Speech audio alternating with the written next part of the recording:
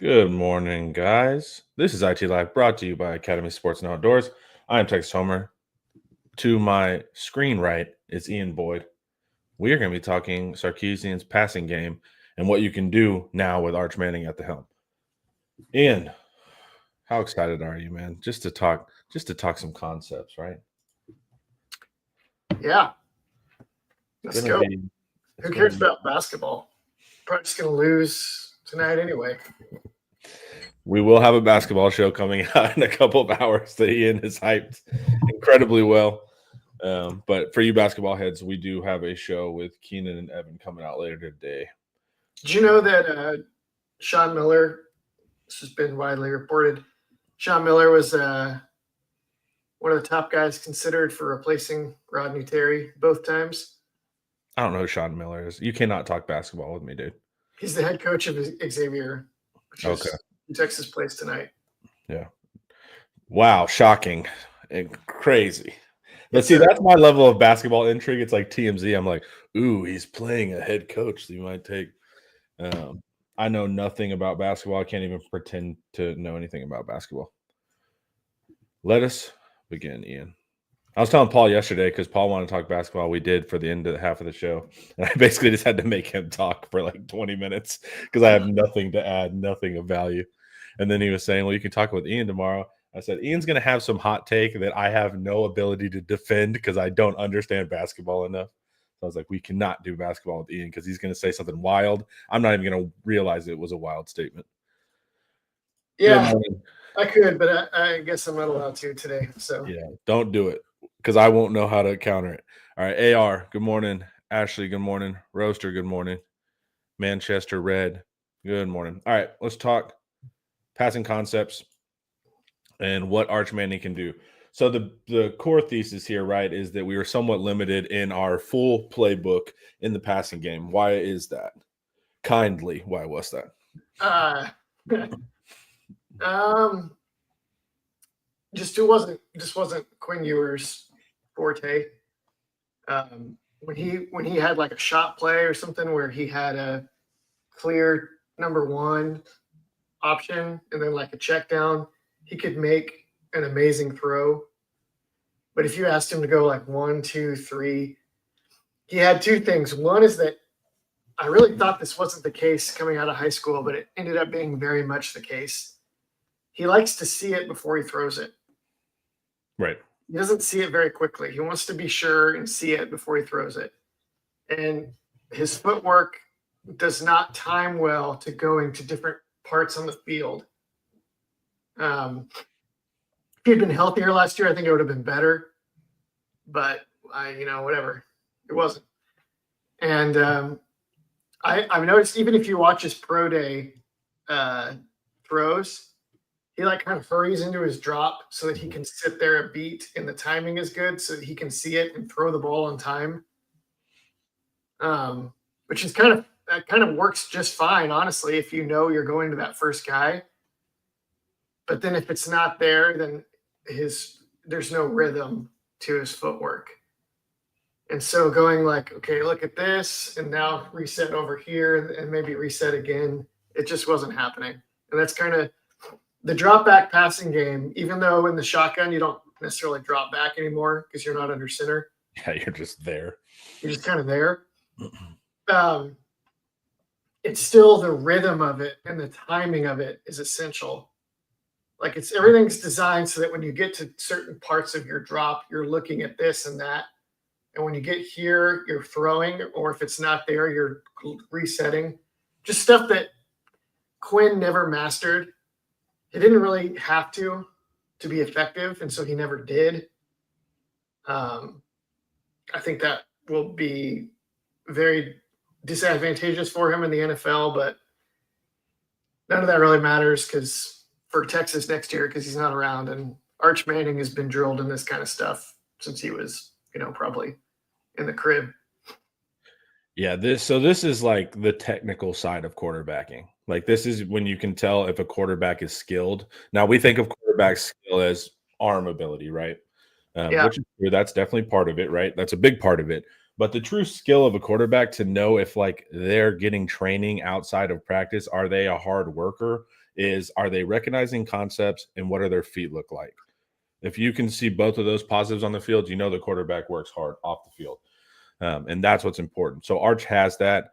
And I remember when me, you, and Paul did I think probably a deep dive, and we were slowing down and like looking at like a fade to AD or not AD, that was Quinn's, but we were doing something with Arch's footwork, and that he could replicate it time after time after again. The issue with Quinn is he couldn't replicate what was going on. So, and when you can't replicate something consistently, what's going to happen? You're going to be inconsistent. And Quinn had that. But if you can keep your feet consistent, meaning that you're doing the same footwork matched up with this route, it also helps your receiver know when the ball is going to be there. It limits confusion, all that kind of stuff. You have a much more potent passing game when you're in the Manning tree. That's something that, like you said, from whenever he started, they've been working on. Okay, so let's look. There's different types of passing. We all know that. But let's kind of break down what we mean and what you need to be able to do. So this first one, this is called a split field concept. So imagine, look at the center there, that square on the offensive line. Draw a line through him down the field, split the field into two. And you're either going to pick the left or the right side based on what the safeties are going to do post-snap. The rotation of the safeties. You'll hear about that. Like the quarterbacks are looking. If you're in a too-high safety and they rotate, they can rotate weak or strong, or they stay there. But whenever you hear safety rotation, that's what quarterbacks are looking for. If they rotate, if they just stay where they're at, that's a too-high shell, and you're going to pick the too-high beater at the top of your screen. If the safeties now rotate and one safety drops down and one stays high, now you're in a single high, and you want to go to the single high beater at the bottom of your screen. But Ian, will you elaborate a little bit more on that? Yeah. So in the three-step drop, the quarterback is looking down the field during his drop, which, in the shotgun is like maybe a step and a bounce, just to simulate the timing. He's looking back to see if one of those safeties is dropping to the deep middle. And that's it. That's all he has to do. And then so he checks that, and then when he gets to the top of his drop, at the end of his drop, he should have identified if the safeties are if one of the safeties is rotating deep or not. And then, like you said, he goes to the next. Then it's a one-read play to either side of the field. So if it's like, oh, the safeties are not rotating, it's too high coverage, then he's going to look to the top, to the too high beater. And I should have picked a different one because this one I feel like would be kind of muddy. But the idea if you cloud the corner, you're going to break that too high beater. Yes. That's what bothered me about it. But theoretically, the weak side linebacker is not going to be able to defend that sort of stick out route by the tight end because the tight end has easy space and leverage, assuming the corner runs with the receiver down the field. So you're checking the safety. Is the safety staying back to help the corner? Or is he kind of hawking down to defend that tight end route? And then I guess if the corner stayed underneath, so the corner picked up the tight end and the safety dropped back on the Z, then theoretically the running back would be able to find open space against the weak side linebacker, but whatever. If the quarterback gets back there and he's like, oh, you know what? The safety's deep. Then he's working curl flat on the bottom. The X receiver runs a curl route. The H receiver runs a flat route, maybe even a little shallower than I drew it here. The H receiver is trying to threaten the flat really quickly so that the nickel has to run with him and get wide and get out of the throwing window for the curl route. And if he stays to protect the window to throw the curl route down the field, then that H receiver should be open in the flat. If it's cover two, the corner is going to jump that. But you should have already identified if it's cover two or cover one during your drop. Yeah, I can probably explain this better if we can draw. Okay, so here is, you can see my cursor, right, Ian? Yeah. Okay. So you have the H here going to the flat. So ideally, and you see the X here on this little end breaker, the nickel would want to kind of float out here and sit in this no man's land. So the quarterback has a hard angle getting it on this end breaker on the C. If the nickel stays here, this safety F goes over the top to a single high, like we said. This corner has to stay on X here because if he doesn't, X is running wide open out here. So if the N floats here to stop this X, then this H is theoretically going to be wide open with a quick breaker out there. Yeah. So this is like Jim Harbaugh loves these split field stuff. I think you talked about they're a little bit outdated now. So here's the problem with these. And Sark has talked about this on he did one of those ESPN shows where they actually got him to get into detail on his schemes. Yeah, that's fun. So here's the problem is that nowadays those safeties will sit in that too high shell and they'll try to sit there for a minute while the quarterback is in his initial drop before they get back where they need to be so that they confuse him. Right. And a lot of teams nowadays are playing buzz coverage where like it's a single high. The W, the weak side linebacker, would cover the flat. The strong safety would kind of stay there, maybe a little more towards the middle of the field, but kind of stay there and end up playing in that zone that the W linebacker would normally play. But he's playing it from like 8 yards deep. And then that free safety is kind of slowly drifting to the middle. And as Sark was noting he's like, from the sideline, when teams are doing that, I can't tell if they're doing that cover 3, where that strong safety is actually going to rob anything in the middle, or if they're in too high. And it's really hard to tell. And like we said at the beginning, this 3-step drop back passing game is all about the timing and the rhythm. Yeah. And if you get frozen up and you see something wrong, and then you're trying to get the ball out on time, the whole thing breaks apart. And so the way, and these safeties also, they'll look where the quarterback is looking. And so if the quarterback's looking at them, they'll be like, oh, I'm just staying here too high, as far as you know. And if the quarterback's not looking at them, then they're racing over. They're getting over to their spot, or they're getting over to where he's looking. And so just those games have gotten really complicated, and this stuff is a lot harder to execute as a result. That's why I love that video or that ESPN, because Sark was like, "Dude, I can't tell the difference," and you can't, because the whole point of disguising what we're doing now with these too high shells is so you can't tell. And then on top of that, you're not even in the press box above it, so now you're seeing it from a flat angle, which makes it even harder to tell the true depth of things. So that's why I liked whenever he said, he's like, "Look, I can't tell," and which is giving way to the need for this other style of passing called progression drop back, because it's agnostic to the coverage. But before we get there, Daniel West asked, man, Quinn was so damn good at flinging those checkdowns out in the flat with timing and accuracy. Curious if y'all feel like Manning will have the same touch. Not on those flat routes. Quinn's probably one of the best I've ever seen. And this sounds like a diss, but like one of the best check down throwers I've seen. Just like super natural there. His arm angle. I mean, that some of his nicest throws were to running backs. I would go even further. Anytime Quinn knew precisely where he was throwing the ball, his ability to like feather it in he threw the crap out of the flat and the check down, but he threw a lot of routes like better than most quarterbacks you ever see, so long as he knew where the ball needed to go clearly. I think I had remembered a couple of checkdowns that Manning had thrown last year that were not quite as good. But then I was watching that, like Nash has like every Arch Manning play on YouTube. You can go find it and just watch them all back to back to back to back. Yeah. He has a couple good ones too.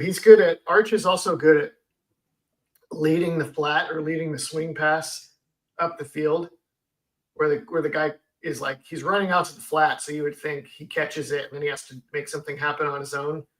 But Quinn was very good at this, and Arch is pretty good as well at throwing him open into space so that he can kind of get up the field. Continue momentum. Yeah. So he'll be fine. He won't be maybe not quite as good as Quinn, but there's so much you can take a pretty big step back from Quinn and still be able to throw those and be effective. Right. Yeah, that was just one of Quinn's like traits. One of the things he did really super well we're throwing the check downs. If you need a check down, then Quinn is your guy. Yeah. Or if you need an intermediate throw, Quinn is your guy. Like let him get to a Sean McVay play action game where he can throw like crossers. Yeah, I remember especially like Jatavion Sanders at the end of a crosser, like on the opposite side of the field. Like Quinn would be money there. But that's almost like everything was a 2-ball with Quinn. 1 ball being, bullet, 3 ball being moonshot, 2 ball being somewhere in between. It almost felt like most of Quinn's throw were in that 2-ball range. It always looked really nice there. Those are the plays that would make you like stand up. Once or twice a game, Quinn would hit these plays that you're like, wow. All right. So we said there's these split fields, which are common at every level of football. The problem now is that we can't always tell what these safeties are actually doing because coaches have designed these entire defensive schemes now to be a disguise. Everything will be a 2-high shell. And like Ian said, even post-snap, it used to be, okay, they're going to disguise, but post-snap, those safeties are going to cheat. Or you'll see like safeties are off level. Like one safety is clearly like 10 steps in front of the other one, like cheating the rotation early. You could probably get something from there. But not anymore. They're staying flat-footed at like 10 to 12 yards, waiting for what the quarterback's doing. So you don't know the coverage. If you don't know the coverage, then you're going to need to go to the progression drop back game. Let's see what we can do here. Something like this. And the reason why is the quarterback is not reading the defense. Now, at the higher levels, they're always going to read the defense and then go into progressions because they're going to want clues. But at the college level, you're just looking at this number 1 release here from the running back. You've seen this route be successful a lot with Jaden Blue. And then he'll look to the number 2, the H at the end of this drag, and then X and then over the ball route number 3. So the quarterback is looking at 1. If it's open, you throw it immediately. If not, 2, throw it immediately. If not, 3, throw it immediately.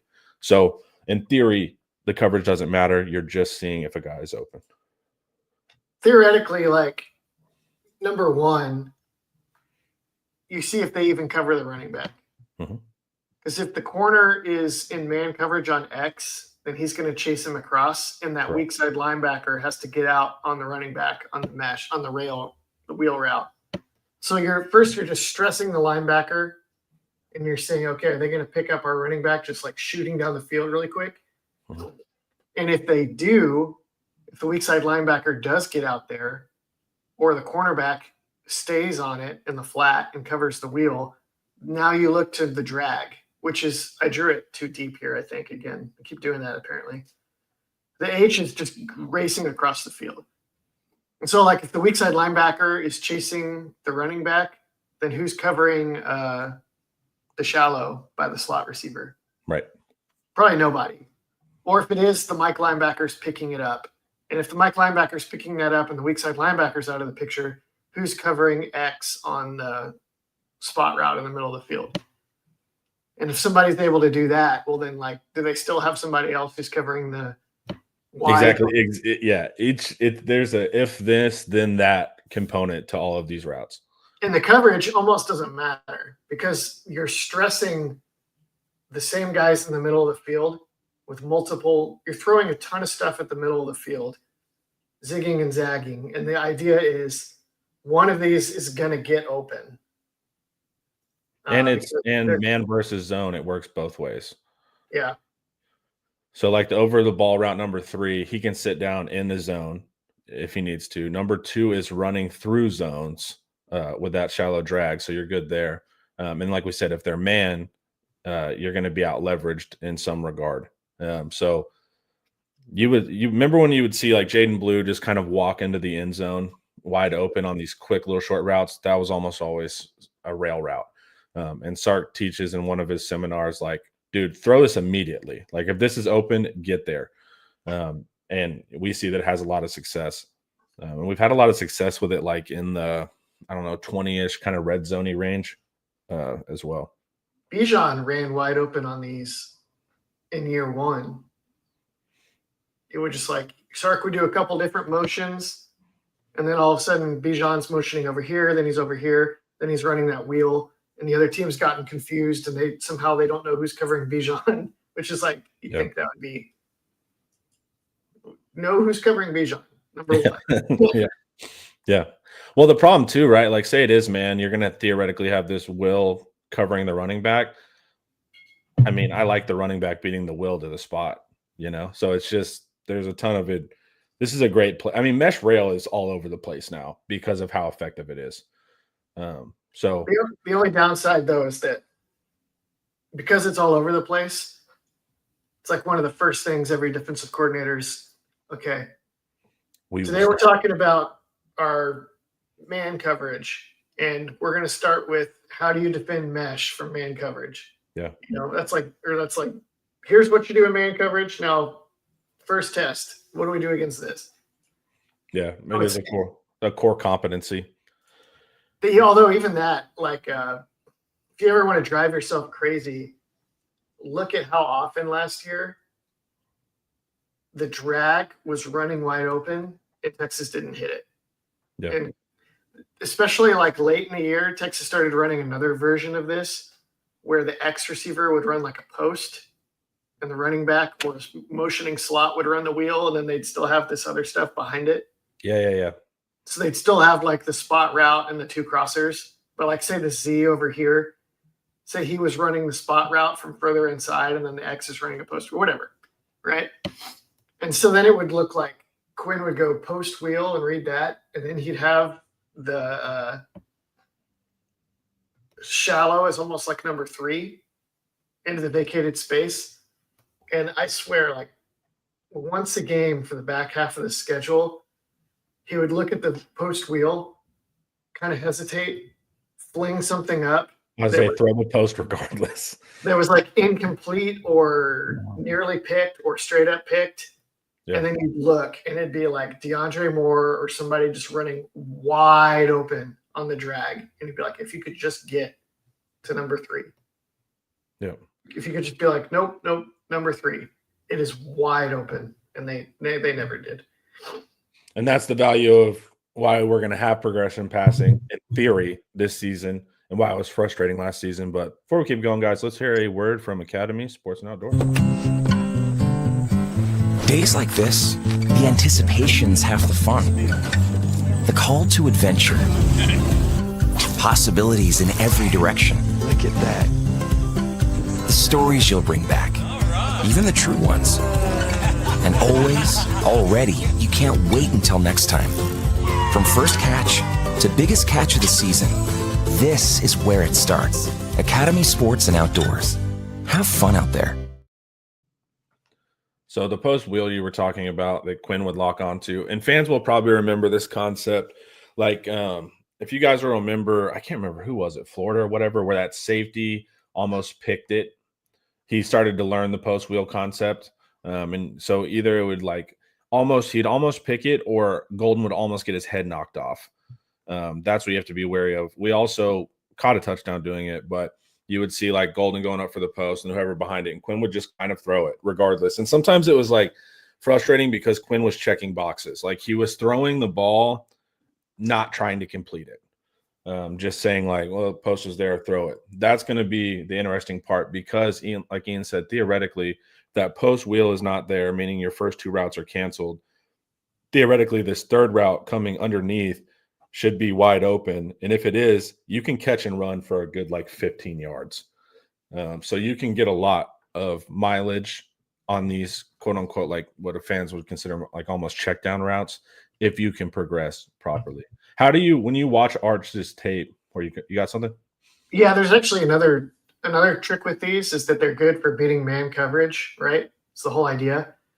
But Casey Thompson is actually pretty good at these at Texas in 2021, but he would use them as scramble opportunities. So he'd go like 1, 2, and then maybe kind of glance elsewhere, but be like, they're in man coverage. Backs turned. Their backs are turned. Maybe they were able to take away 1 and 2, but now their backs are turned, and he would scramble for like a couple easy pickups. Usually, he may have had 1 long scramble even on one of these. The blue, Dre McGowan asks, Blue scored on 2 of those versus OSU, didn't he? I think the ones that Blue scored on were like the post wheel version where the X is running a post. But yes, Blue was running the wheel route I'm reading the question for anybody who listens to the podcast version of this, but if you're listening to the podcast version of this, you should. It's going to be tough. There's a lot. Pretty lost. You're just to paint the soundscape for you to explain all the visuals. Yeah. Yeah, it doesn't translate as well on a podcast version when we do these scheme versions, but y'all are going to have to use your imaginations. But and Blue was invaluable in this post wheel idea, right? Because he's so fast, he can get into that wheel really quickly. Yep. Do you think? I don't know if they have anybody like that. That's what I was going to say. Is like, what do you do? What do you do when you don't have a receiver? I mean, you can, right? There's chow, right? You chow your back, cheat it out wide. You can tell if a running back is going to be in the pass concept because they end up lining up actually behind the tackle, opposed to the guard. And so if you ever see a chowed back cheated out wide, that's a hint that running back's going to go out on a route. And it's a common takeaway. I see it at all levels of football all the time. So maybe they chow the back more, and that can let them get into the route distribution quicker. But that was really a huge value of Blue, is how quick he could get to that wheel and how quick he could test these wills, because they can't beat them in a foot race. So we just have to see if our running backs can crush these wills to the spot. Yeah, I think on the post wheel, it's a vertical concept. It's not going to be the same without Jaden Blue. Jaden Blue is, a different kind of guy. He's probably should have been a receiver, honestly. I thought that the whole time he was at Texas. Then it'd be like, no, he's really getting it. He's going to be good at running back. And he never really did. He should have just been a receiver. But Trey Wisner, CJ Baxter, I think CJ Baxter nearly killed Michael Taff on this in the spring game last year. So you can still use it. It's just not as explosive a concept, but it's still a really good man coverage beater. And then, could Niblett do this? Absolutely, if he still played offense, which – yeah, and he said, I knew he moved him to defense, but just a thought. And that's kind of what I agree with too. But the problem is you put Niblett in, I'm a defensive coordinator. All I'm looking for is rail, so it's that's the thing too, is it's a dead giveaway. If Niblett, you just randomly put Niblett in, it's he's going out to pass. Texas has had guys like that for years and years. Way back in the Mac days and early in the Charlie days, there were guys named Deshaun Hales, DJ Monroe, Dajay Johnson. Just giveaway. Insanely fast dudes, but they were only good at a couple of things. Correct. And so defensive coordinators could just cheat their calls. Yeah. And even John Childs at quarterback. I don't know if anybody remembers that. But it was we have to have a package for Childs. Get Childs in there to run the ball. And so they would develop a package for John Childs, and they would play. They would save it up for the Oklahoma game, and then send in the John Childs package, and Oklahoma would be extremely not fooled. Well, the most simplified version I've ever, the most concrete version is what's Michigan's quarterback orgy? Yeah. That was that's the distillation of that. He would bring it in, and everyone in the stadium, it's okay, he's gonna zone read it, and he did every time. So that's what you want to avoid, having players when they come in, exactly what they're gonna do. So that's the tricky part here. So, do you think there's any value to a slower back? Sometimes speed is not always your friend. And this is just talking here, but say the cornerback's dumb. And doesn't react quickly. If you're too fast to the concept, you might outsmart the corner and not get him to react how you want him to react. So sometimes there's actually value in a slower. We've seen this sometimes with tight, we'll talk about a tight end on a wide cross. Them being slower than a receiver actually allows the play to develop more. Do you think there's any value there with a slower back, or just no, we're coping? No, because maybe in a hot route, because if the other team throws a big blitz, the quarterback is just throwing the wheel as quickly as he can, and the running back has to be aware to look for it, even in the backfield. Be looking for that ball out quick. Especially how Sark teaches it. He's get it out quick, get it out quick. I think you want that immediate stress in the flat to open up everything else. So I don't think a slower back is a plus, but I don't think it's a big negative. I don't think it's a big problem. As long as he can catch, it's going to be a pretty big. Well, as long as we can get to number 2 and number 3 theoretically too, right? Like say the back's slower and he does get covered. Okay, like this concept's designed to progress down to somebody will be open here eventually. So one other trick of this play is in this version, the Z receiver is way out there. Sark doesn't always do it this way. Yep. The Z receiver is way out there. And there are some versions of this play where you have the Z receiver run some kind of option route one-on-one. Mm-hmm. And the quarterback doesn't do any of this. And he's like, checks pre-snap, and it's like, there's no way they're going to have anybody out there to help on the Z. So he drops back, and then he's just flinging it to him.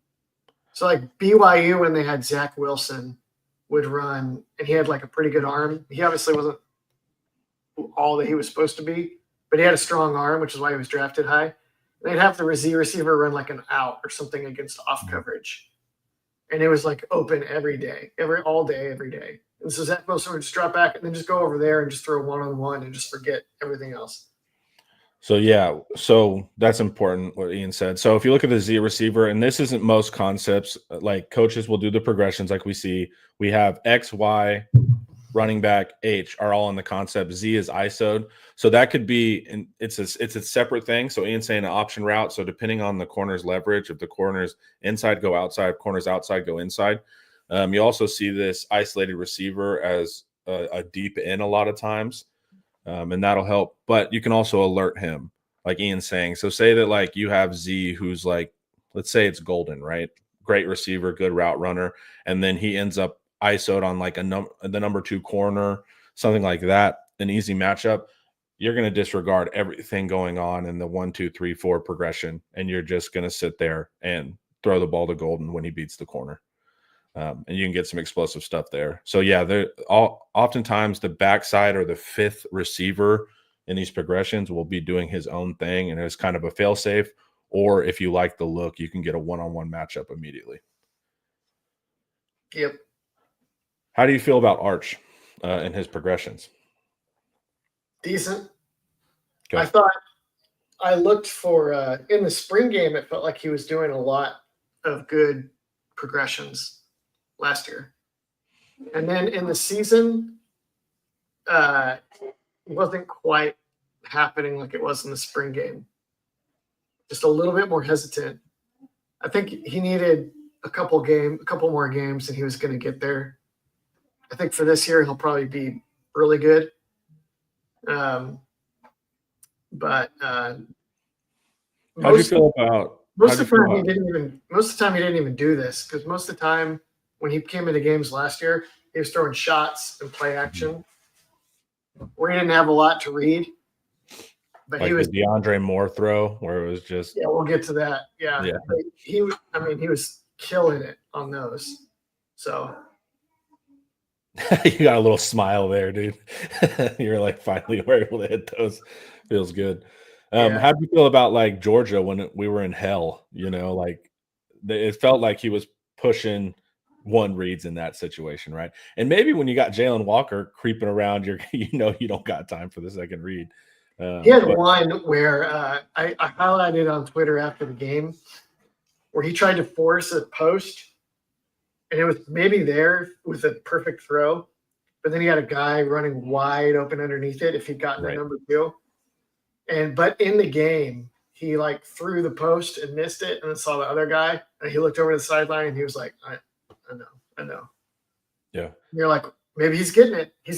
And then like the next snap, like Jalen Walker threw Cameron Williams to the ground and like tore Arch Manning's helmet off or something. So that was that.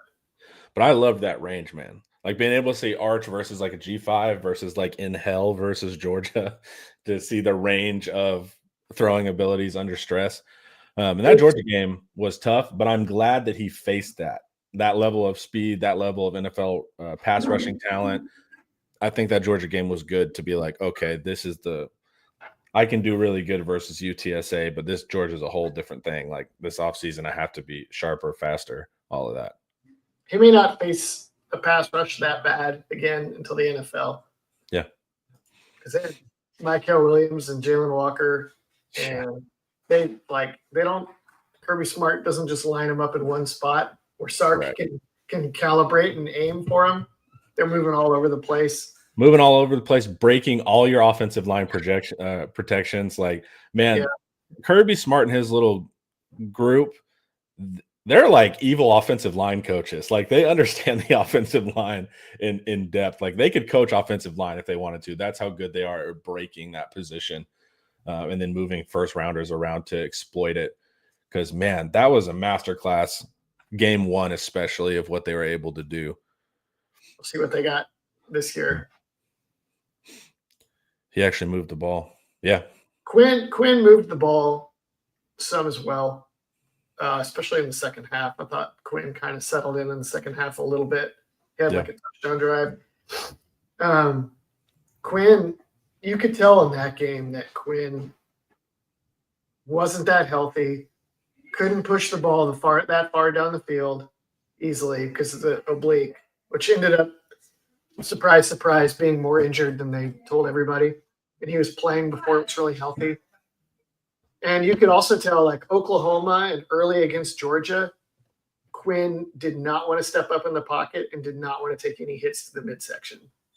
Yeah. We were like kind of trying to say that without – we were like trying to delicately say that going into the Georgia game. Like, we're a little bit worried that Quinn has coded language. Yeah, coded language of he might be a little tender. It's like we knew that Kirby Smart knew it, but we're just, and then but then after they pulled him for Arch, Quinn was obviously like, I get it. If I'm going to play, I got to play right. And he stepped up in the pocket and actually hit some stuff in the second half. Not enough. Yeah, well, clearly, but the way they read our shifts and motions like a kid's book was insane. Dude, I was Kirby. But I know, but we have too many tells now, especially in that game. But dude, it did feel like in game. I was like, do they have our signs? It was like it just felt that was a masterful like defensive performance. It felt like they knew where we were going with everything. I thought they stallions to us. It wasn't that hard. That's what's especially like. Here's the thing too, like. The problem is like all the media is like Sark's a genius, offensive play caller genius. Every defensive coordinator takes that as a direct attack. And so they all like spend this inordinate amount of time like breaking down Sark. Like Sark also being Texas, you get people's best. Having good players, you're going to get people's best. But defensive coordinators like take it very personally, Sark's reputation. And when you have a great coordinator like Kirby with his group of coordinators, hearing that Sark's so great, now they like, they're spending off-season time on Sark's offense, and that kind of stuff is where you're like, damn. They had lost a game. So they had to beat Texas to stay alive in like the SEC championship playoff deal. Like you didn't want to take 2 losses and be, especially that early in the year, and then because they lost to Alabama, right? Yeah. So like Georgia played that game as a must-win game. And they had all the PR with them. They had all the locker room talk because everyone was like, Texas is, going to be number 1. And so Kirby got to play somehow the underdog card, which you don't want to play. Yeah, the nobody believes in Georgia stuff, which, man, he's brilliant at manufacturing disrespect.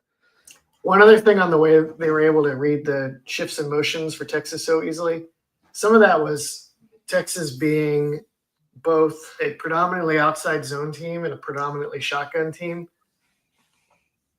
The outside zone and shotgun is just not that great. Give me an example of kind of like a repeated tell. There was something with a slot motion, right, that was giving us away? So let's keep this diagram up. Okay. The Y, they usually run split outside zone because they couldn't leave the backside unblocked because the quarterback wasn't a runner. So that means split outside zone. Say the offensive line is going all to the left. Y, the tight end, will go against the grain of the line and block the backside end. So the line will go left and the tight end will go right. So the Y would probably be on the right side of the line instead of the left side here. running back would be in the same spot. And then the H, DeAndre Moore, they'd motion him back and forth from like the boundary to the field really quick. And the trick of that is you're trying to get the linebackers to shift, and you're either trying to get them to lose track of what their gap was, or you're trying to get that in nickel into a spot where he has to take on a primary gap and defend it. And then it's like, well, that's great. Now we can run him over in the B gap or whatever. But the trick is if the slot's like moving around like that, then okay, they're trying to get us to change our strength. They're coming with the run game, and pretty much the only running play they have is split outside zone. Yeah, and so now you're just playing the odds. It's like I don't necessarily know they have to run it here, but they do. When this motion occurs, 70% of the time you get outside zone. And not only that, but so the linebackers and the nickel or the safeties were harder to fool with it if they really studied you.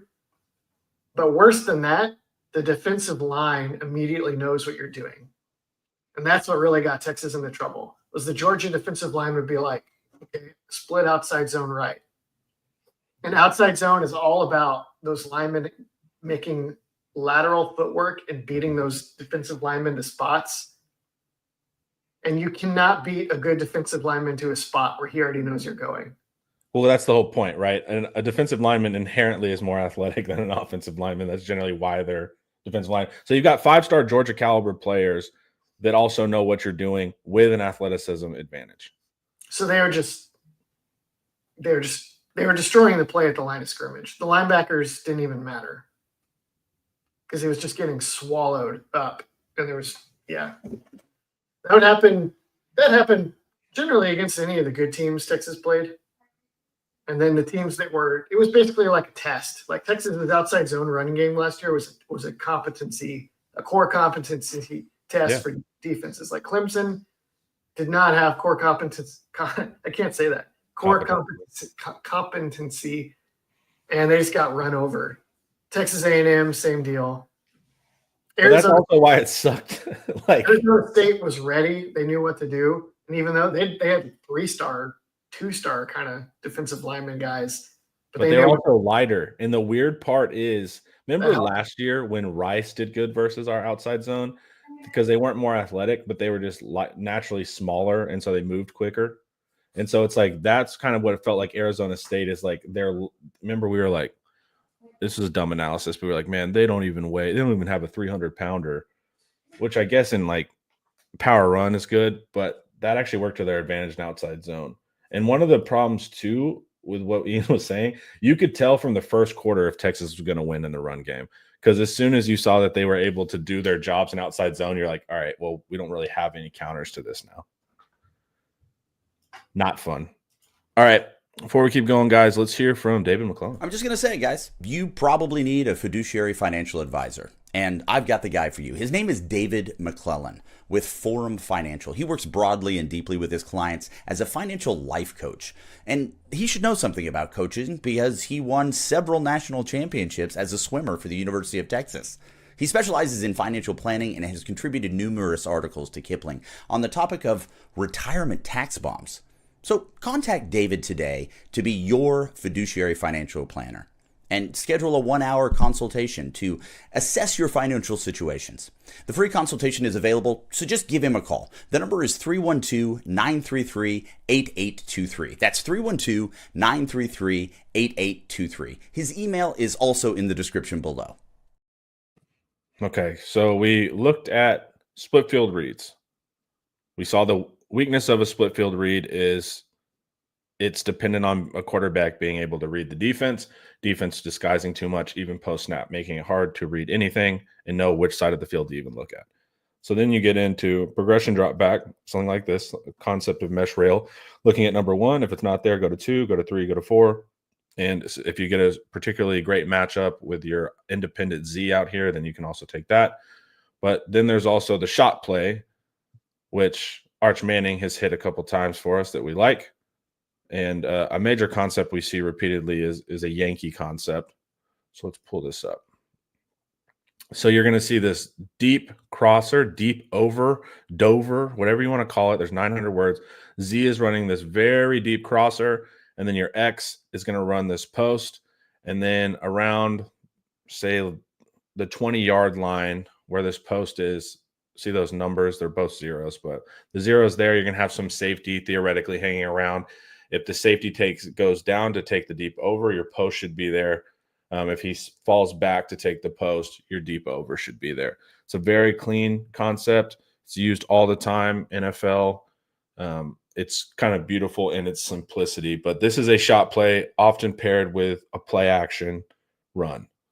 So, Ian, let's learn a little bit about shot plays and about Yankee.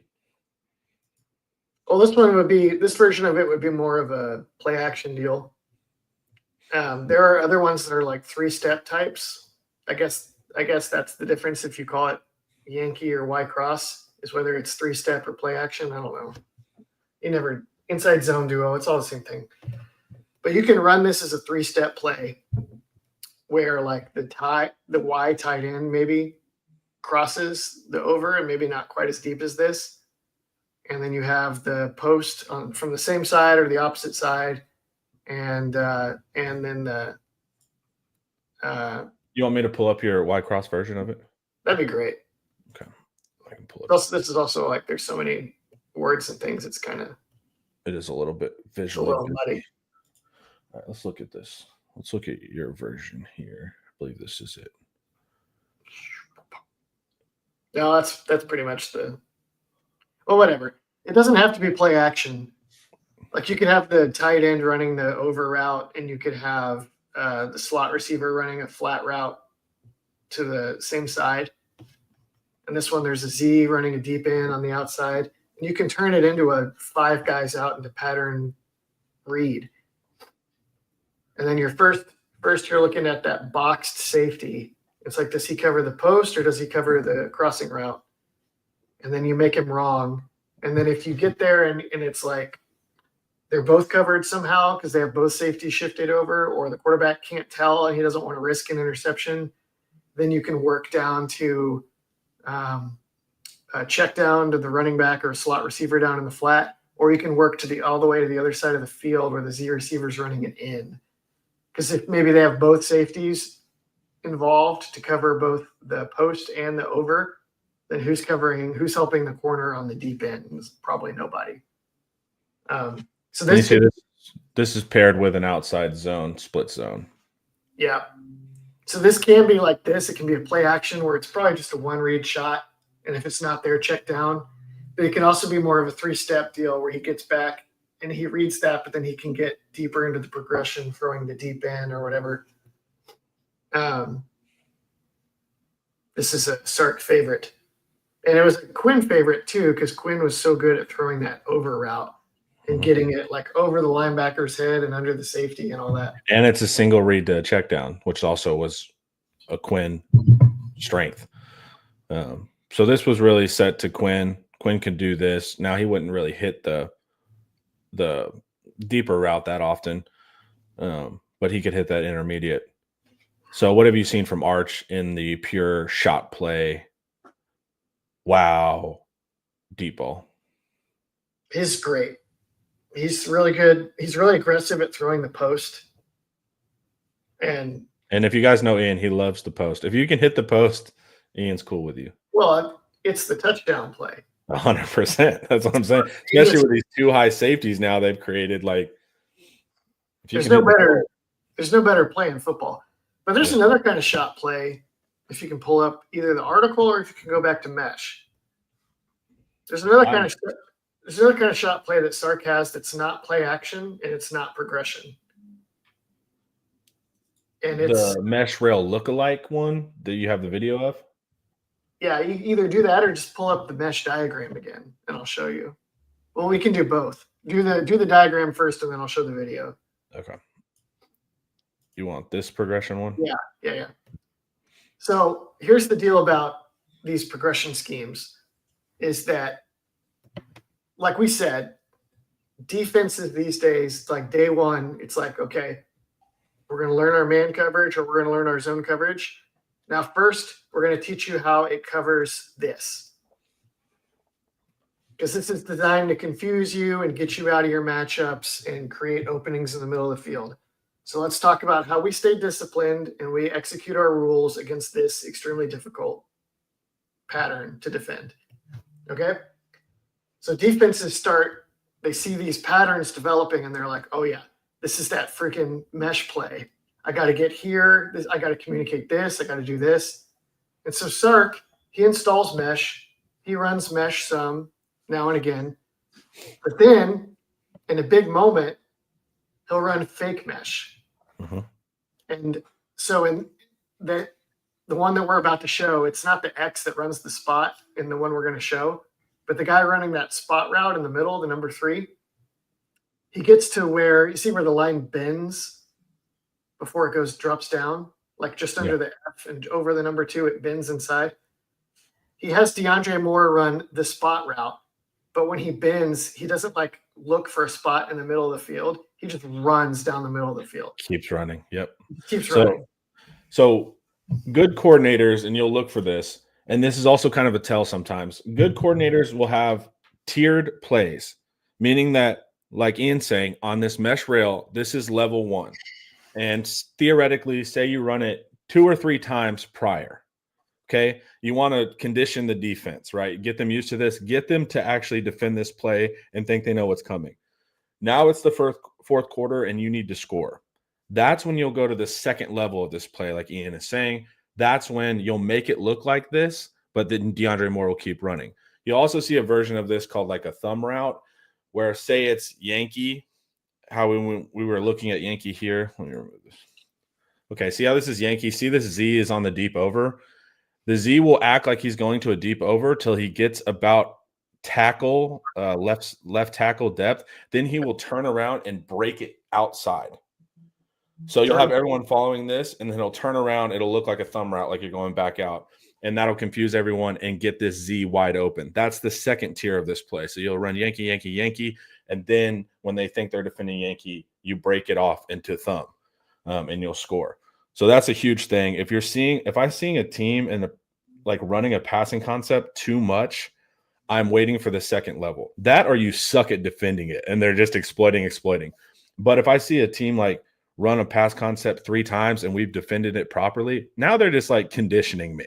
And something else is going to be on the back of that, and you got to watch for it. So here's the second level version of a make it look like mesh rail, but turn it into a touchdown play. Let me zoom in here. All right. It's always very fun once I get to this angle. Okay, cool.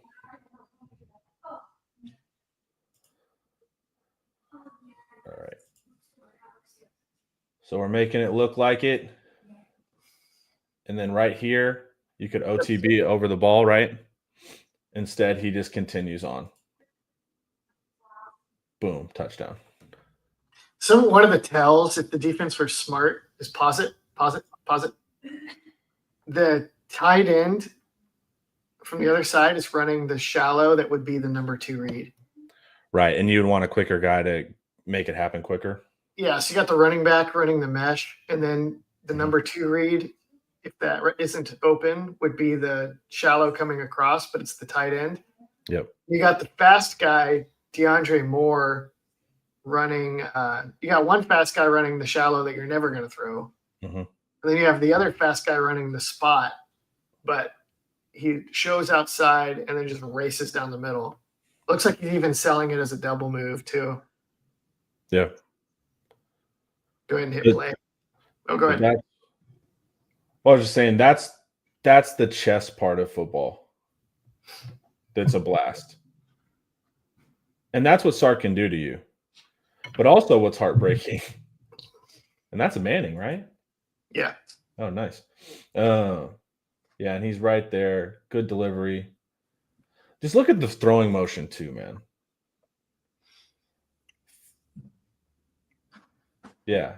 Repeatable. So it goes into the step, hitch, throw. Takes him a second, but yeah, he's a little late, but as far as his feet, good there. Hitch, throw. And how he stays upright. and just there's not like this kind of like Quinn was bendy, would just like, and like throw it off his back foot for no reason there. That's what's solid. But what's more devastating is whenever you see that Sark, and this happens all the time, unfortunately, Sark has been building to this shot play in like the fourth quarter to score, and he's been investing on this concept. And when he goes to level 2, we just miss the throw. And that's also incredibly brutal because like Sark's trying to build to this crescendo of like outsmarting the defense, and we just don't even hit it. That would happen. Very often. Arch was a little better at hitting those than Quinn, Yeah. if we're being honest.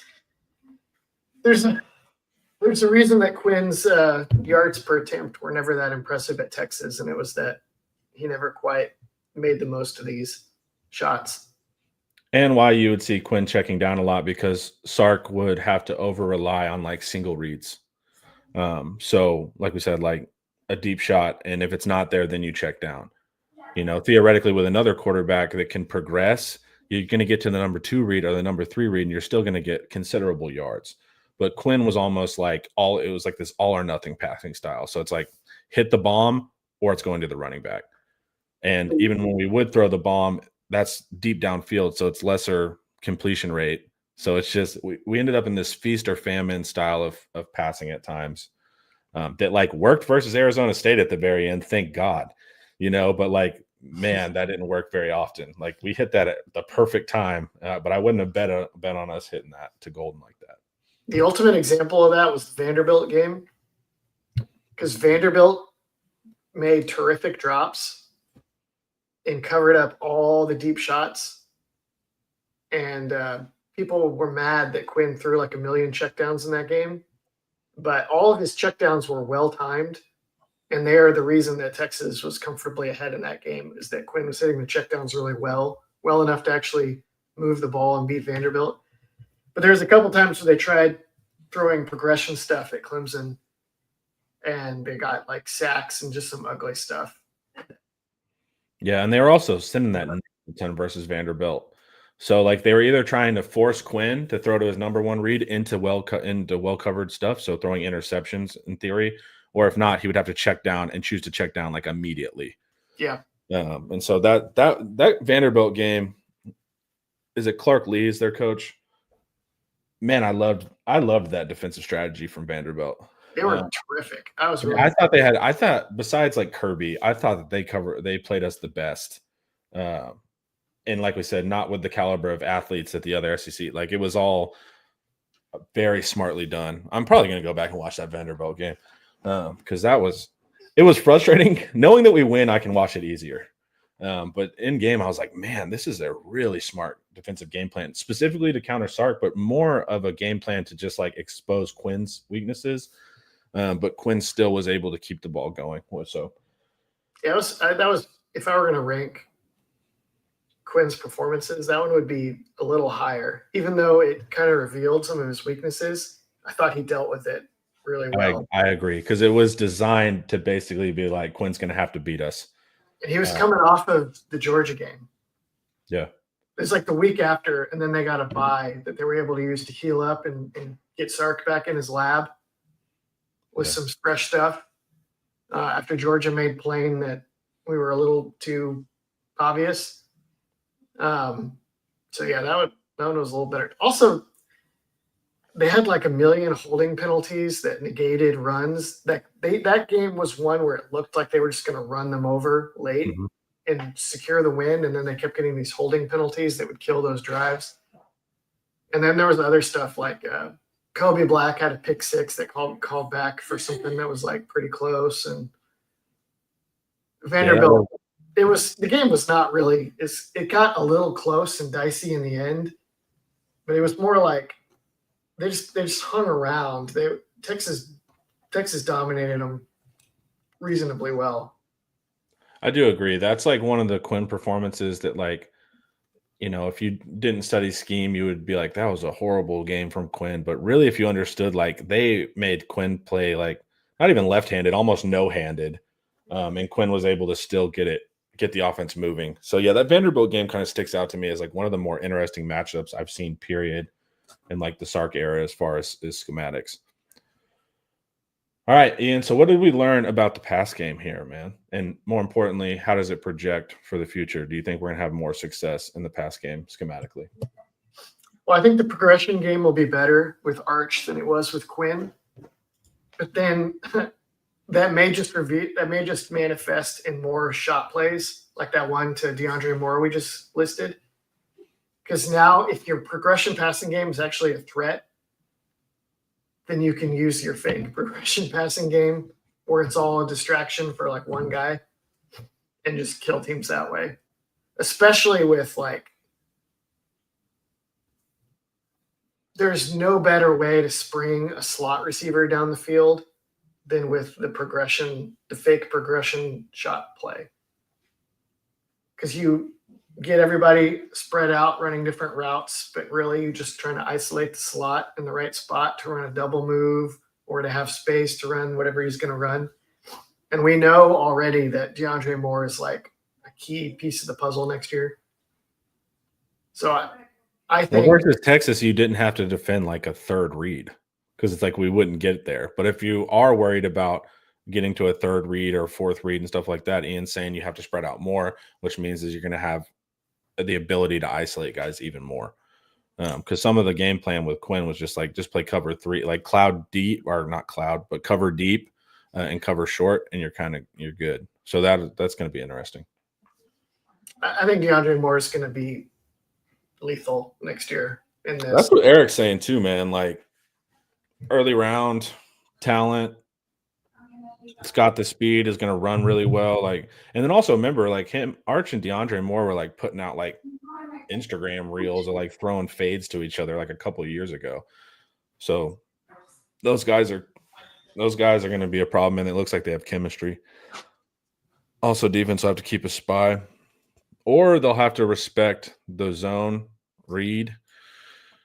And like you said, so here's some of the things too, right? Like say the play did break, they do cover it well. Quinn's skill set was not creation with his legs, right? Arch, if the play breaks, something good can still happen. It kind of sometimes Quinn made unbelievable stuff happen on the move. Right. It was, but the feast or famine where it averages out to like not going great, you know? And so that's going to be what's interesting with Arch. So say the play does get break or you do get covered. Arch also knows how to like draw defenders in with the run. Like remember the play where he just like kicks it out to Bolden at the very end and scores? That's because Arch is using himself as a dummy. So like Arch has that ability too, man, to like run towards the line of scrimmage. You absolutely have to respect it. That linebacker's coming down. Now you can hit the over the ball route. And so there's things like that too that are going to offer a lot of value that an athletic, smart quarterback can exploit. So, yeah, right. I we've gone back and forth on like, is the offensive personnel better or worse? How do things look next year? Yeah. But then every time we talk about Arch's skill set and all the things that he'll make teams worry about and all the ways that he'll unlock the offense to do different things, the more I'm like, I think this is going to end up being actually a lot better than the last 2 years, even if the personnel is not first, second round receivers on either side, first round tackle, second round tackle, etc. I think I think they could be worse across the board and more effective. They might be worse across the board, but as an offense, they're going to be a lot better just because it's going to be easier to